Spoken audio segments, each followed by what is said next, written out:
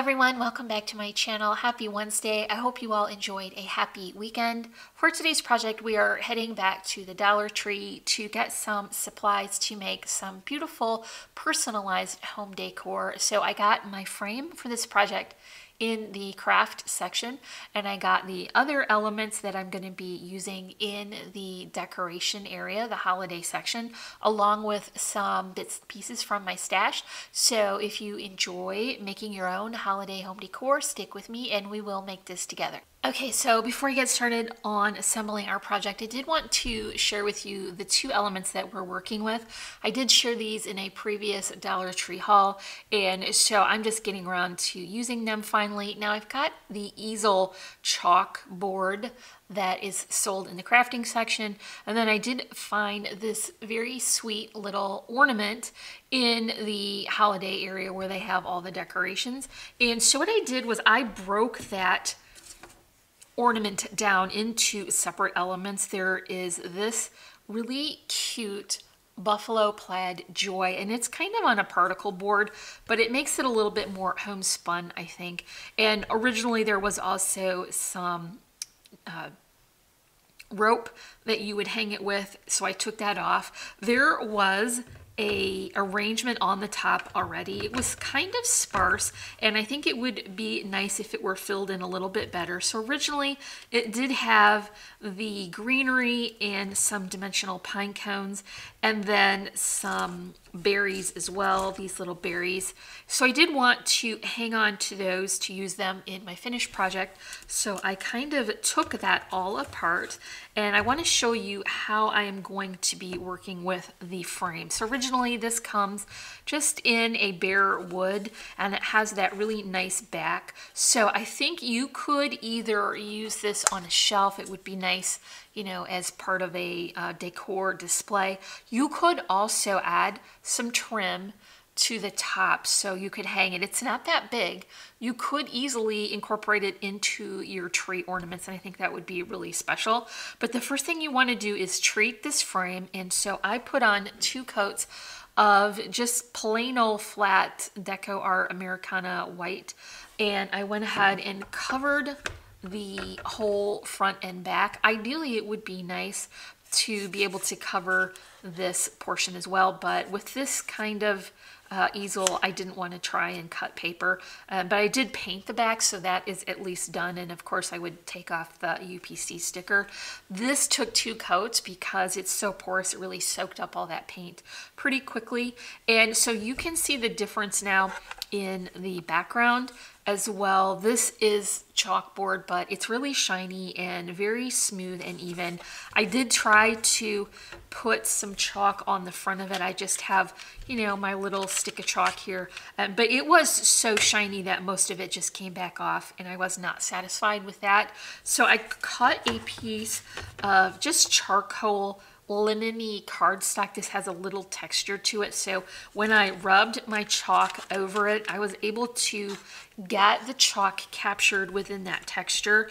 And so this is how it looks now. It definitely looks more authentic chalkboard because you would not have a perfectly smooth, even surface or a consistent color. It would be kind of blotchy and kind of faded looking, so that it wouldn't be quite so stark. So I measured the inside of this so that the paper could sit into it, and it wound up to be 3 3/4 by 5 3/4. And so I'm just going to add this with a little bit of my adhesive tape, and that will make a more realistic chalkboard look. So I want to make sure that I'm aware of where the easel back is so I don't glue all this on upside down.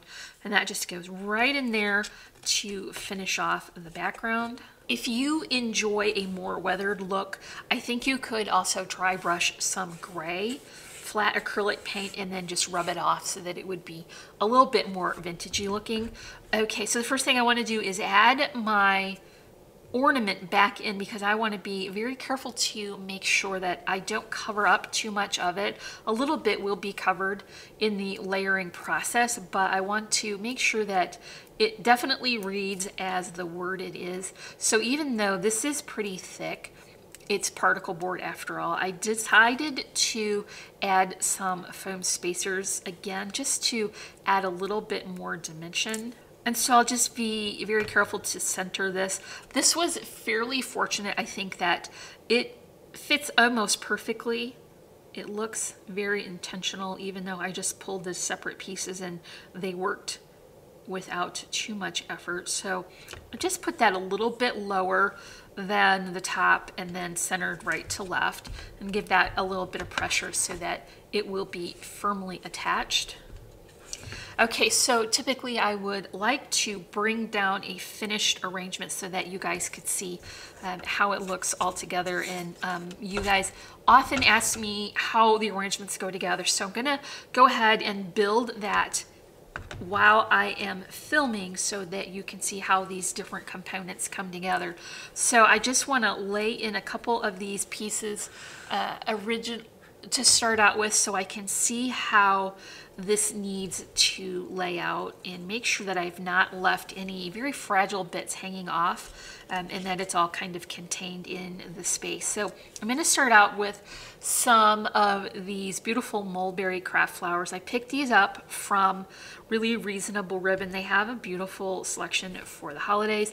And then I'm also going to bring back in those dimensional pine cones and some large rose buds. And so this is going to anchor the center of my arrangement. And I want to have these accents on opposite corners. So on the bottom one, I will put my pine cone, and I'm just going to build this off project so that I make sure to leave room for all of the elements that I want to include. So now that we're on the bottom left, I want to add my second pine cone to the top right, just to balance. I'm gluing that directly on the back of the flower. Then I'll do the same for the large rose buds. Because the greenery on this matches so well, I'm just going to go ahead and leave it, but if it didn't, I would definitely pull that off and change it out for different foliage that matched better. And so we'll do the same thing with our last rosebud, and this time it's going in the opposite corner. So this is just going to fill in the center. I'm just going to go ahead and pull that additional wire back up into there so that it's hidden underneath. Okay, so now we've got the center, and I'm gonna continue to put it on our project and take it back off as I'm building up these layers. So the next thing I want to add is the foliage to each other, because I want to make sure that it all fits within the space. So this is a little bit like a Christmas tree branch. It's kind of dimensional, but you could put it down and get it to be flat on the back. So that's what I want to do. And I want to add it to my die cut foliage. I just used a piece of off-cut green cardstock, and I cut 2 of those so I could have one for either side. And I'm just going to adhere these pieces together. I'll do the same for this side as well. So the next thing I want to bring in are some poinsettias, and so I just made these with my Cinch and Go poinsettia die. I used a white glitter cardstock so that it would bring a little bit of extra detail up to the top.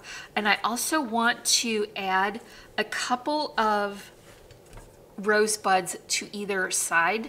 Now I'm just twisting those wires together so that they will stay in place, and these also come from Really Reasonable Ribbon. So I just want to adhere these so when I add them to the larger portion in the middle, I can hide that in between the layers. Now I'll do the same for this side.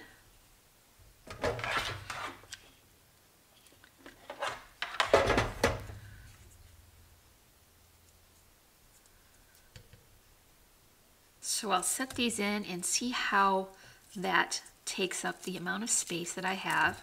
So I'm just going to continue to build until I have a nice fullness of the elements there.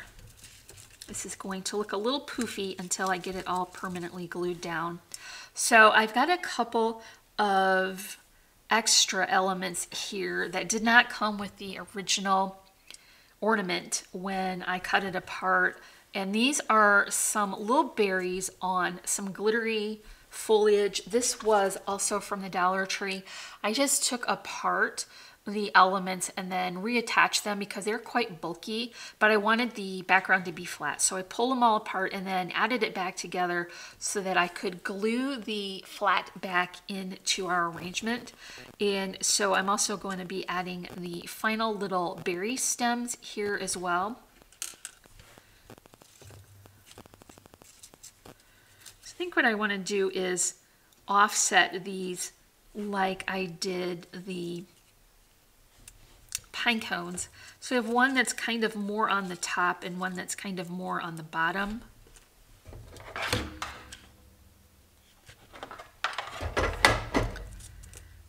Just so that it has a nice balance. I think the lighter color of this foliage is also helping to get a more layered look. So this will go here.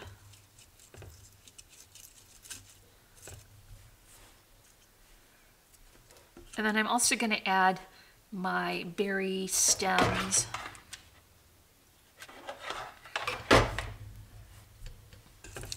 To this portion, just so that I can pull that red color even further out into the arrangement. I'll do the same for this side.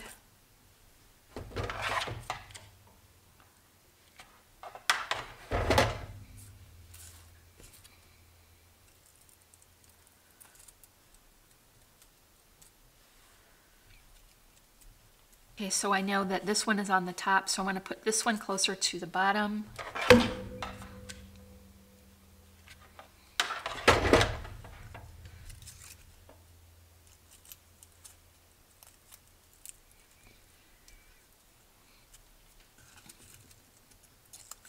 Then I'm going to add these outside pieces together.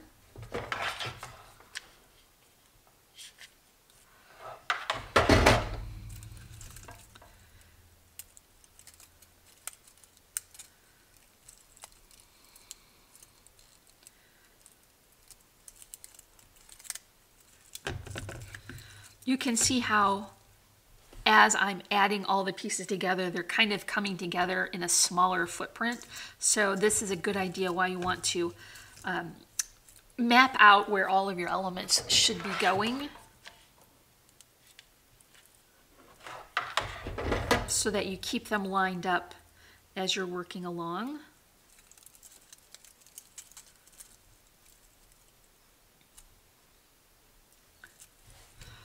Okay, so here's our outside pieces, and I'm just going to angle them a little bit to make sure that I don't have too much hanging off the side. And then we'll put our final piece in here, and you can see how that's going to come together. So I'll just go ahead and start gluing that.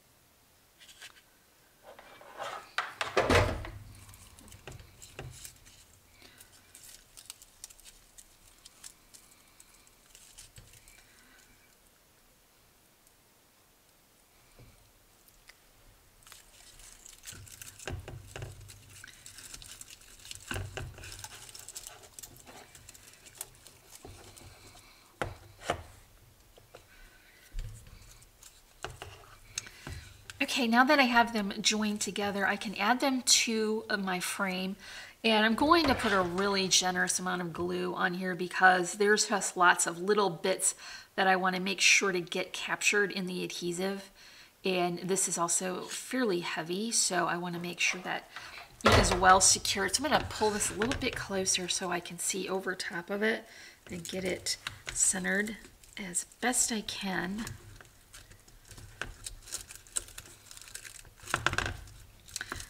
Because I put a lot of glue on there, I have a little bit of time to work with it to get it squished into place.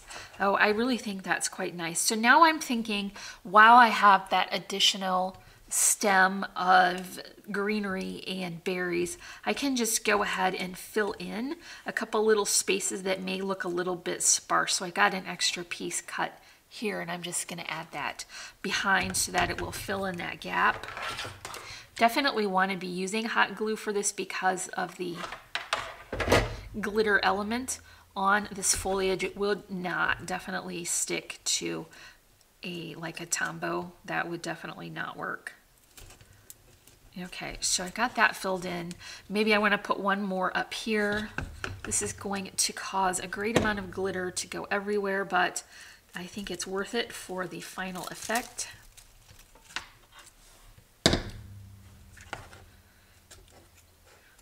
I think I can stick that right behind there, and that will fill in the top.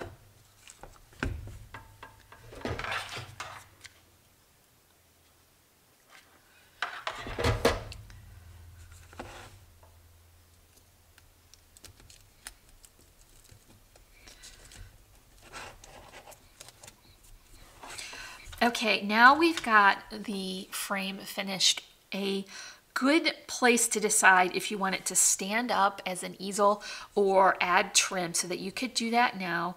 And then also, do you want to come in and add a couple of sequins? Let's see, I'm not sure on such a vintagey kind of decor piece. Do we want sequins? Let's just go ahead and look at that and see what happens.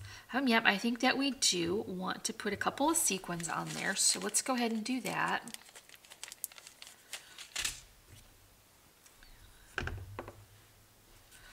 We can use our Tombow for this. Okay, that's all for our frame. Now, as you can see, there's just glitter everywhere, and it's just going to happen if you use pre-made foliage that has glitter on it.